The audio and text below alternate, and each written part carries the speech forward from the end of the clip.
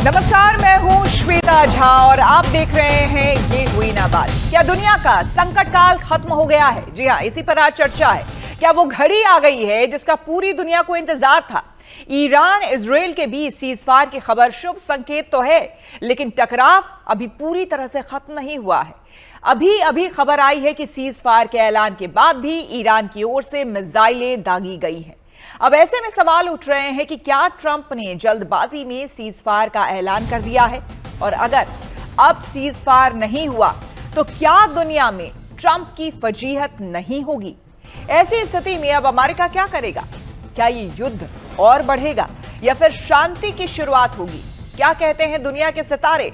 क्या कहती है ग्रहों की चाल? दुनिया भर में हालात बेहतर होंगे या अभी धमाके देखे जाने बाकी है? जंग के माहौल से हम बाहर निकलेंगे या फिर इस बारूदी दलदल में हम और फंसने वाले हैं? ज्योतिष के जानकारों से हम सितारों की चाल समझने की कोशिश करेंगे। साथ ही डिफेंस एक्सपर्ट से भी मौजूदा हालात पर हम चर्चा करेंगे।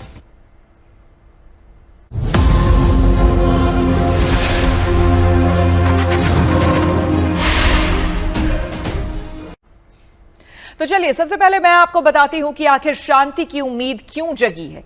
असल में ट्रंप ने स्टेप बाय स्टेप सीजफायर का ऐलान किया था। भारतीय समय के मुताबिक तड़के 3:32 पर ट्रंप ने कहा था कि 6 घंटे बाद ईरान युद्ध विराम करेगा और फिर 12 घंटे बाद इजराइल।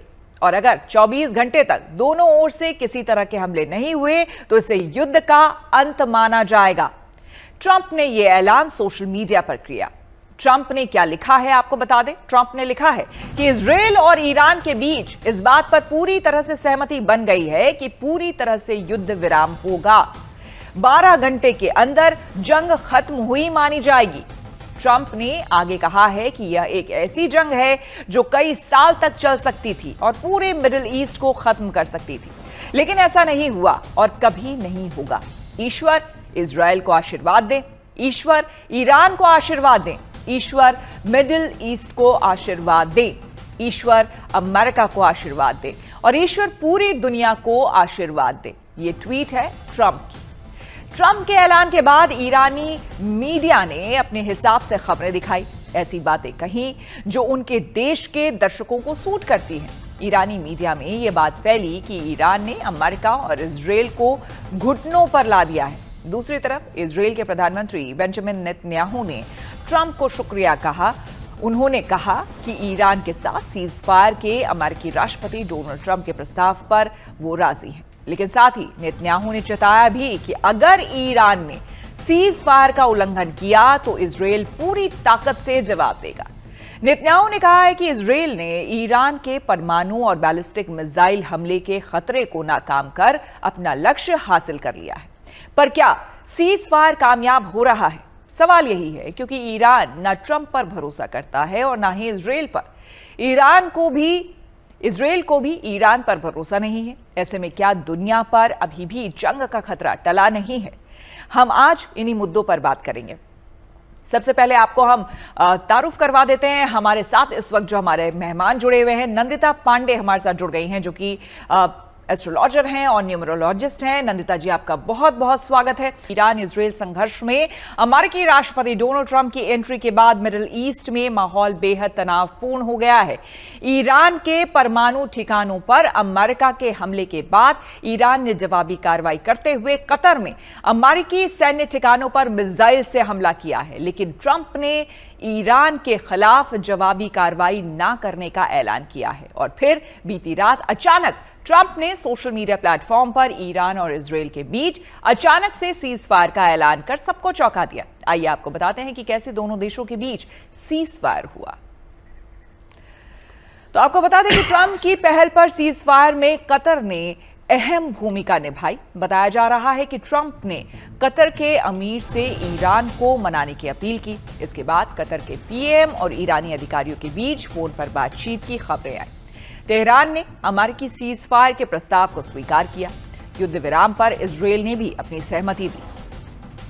12 दिनों तक चले ईरान इजराइल के बीच सैन्य संघर्ष के बाद आखिरकार सीजफायर का ऐलान हुआ। दोनों मुल्क सीजफायर पर सहमत हुए, जिससे कि मिडिल ईस्ट में शांति की पहल की शुरुआत हुई। आइए आपको बताते हैं कि ईरान इजराइल सैन्य संघर्ष में कब कब क्या क्या हुआ है। तो आपको बता दें कि 13 जून इजराइल के ऑपरेशन राइजिंग लायन की शुरुआत हुई। 200 लड़ाकू विमानों से ईरान के 6 शहरों पर हमला किया गया। 14 जून ईरान ने ट्रू प्रॉमिस 3 ऑपरेशन के तहत पहली जवाबी कार्रवाई की। इजराइल के कई शहरों पर ईरान ने मिसाइल और ड्रोन से हमले किए। 15 से 17 जून ईरान इजराइल ने एक दूसरे के ठिकानों पर लगातार हमले किए हैं। 18 जून की अगर बात करें तो ईरान के सेंट्रीफ्यूज सेंटर और मिसाइल यूनिट तबाह हुए। 19 जून ईरान इजराइल संघर्ष पर संयुक्त राष्ट्र में बहस हुई।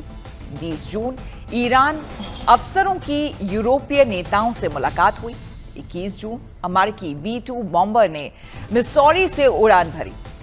22 जून अमेरिका ने ऑपरेशन मिडनाइट हैमर की शुरुआत की। ईरान ने नतांज, फोर्डो, इस्फहान परमाणु ठिकाने पर हमले किए। बंकर बस्टर बमों और टॉम हॉक मिसाइलों से हमले किए। 23 जून ईरान का कतर में अमेरिकी सैन्य ठिकानों पर मिसाइलों से हमला। अमेरिका का ईरान की 14 में से 13 मिसाइलें मार गिराने का दावा।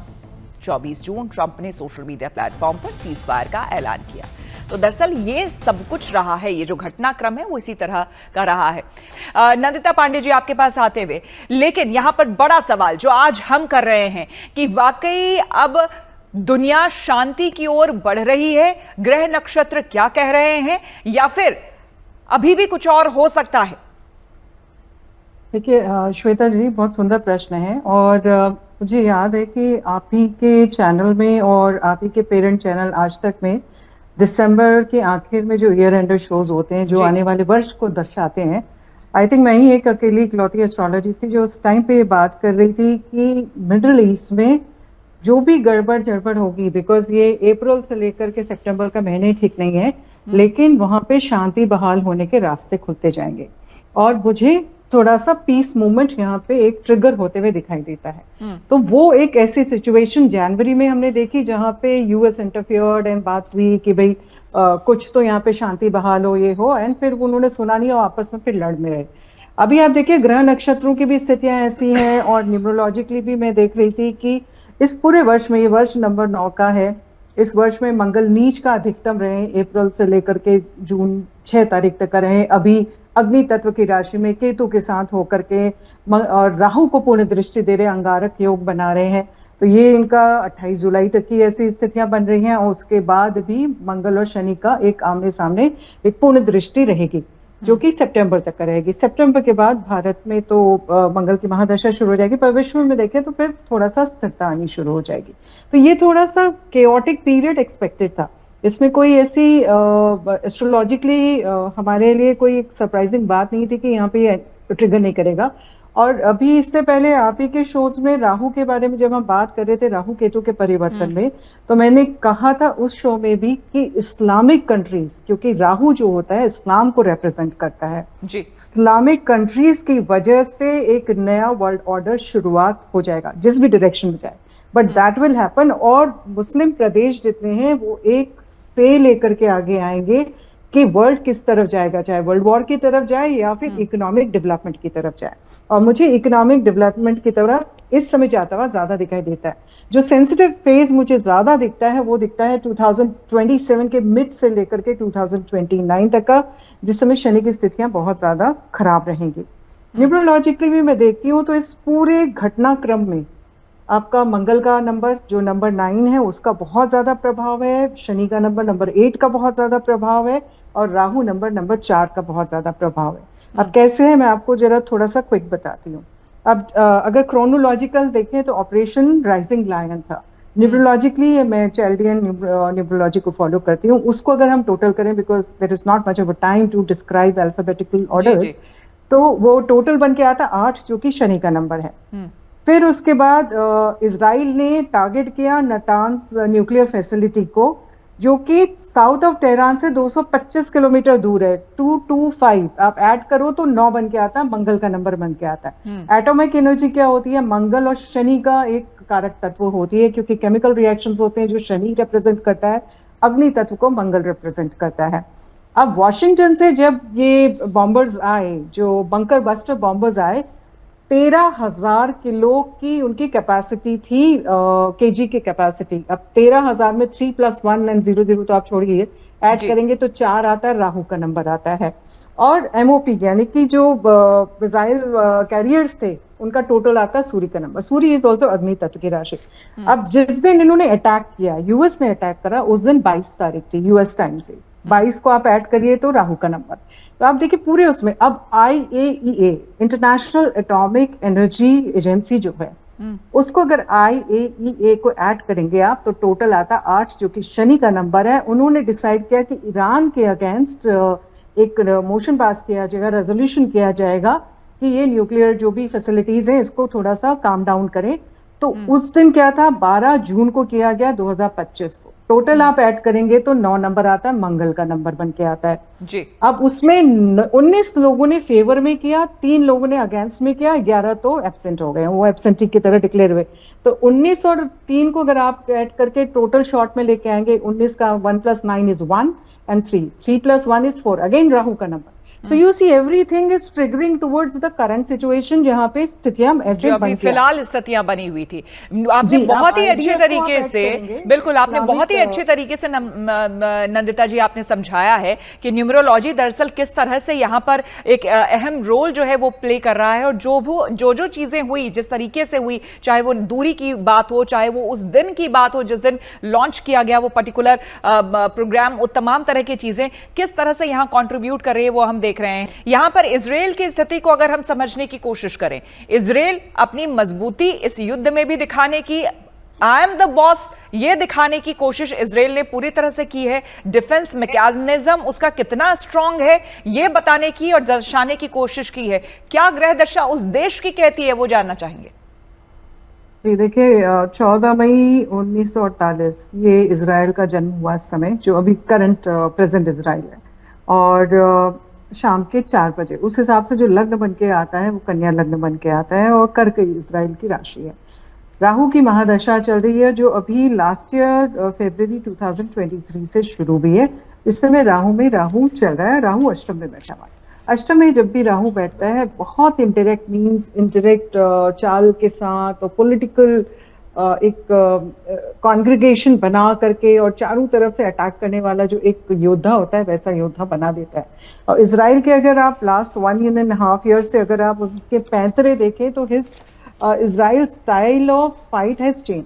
और मैं काफी सारे लोगों को इजराइल में जानती हूँ जो इंडियंस रहे हैं, बहुत पॉपुलर रहे हैं वहाँ पे। जैसे उनमें से एक रीना पुष्कन्ना जी हैं, और वो इजराइल के जब यहाँ पे ट्रूप्स आते हैं, नेतान्याहू जी जब आए थे उनके साथ आई थी, यहाँ से मोदी जी जब जाते हैं, उनका रेस्टोरेंट्स हैं, उनके टेलीविजन चैनल्स हैं वहाँ पे।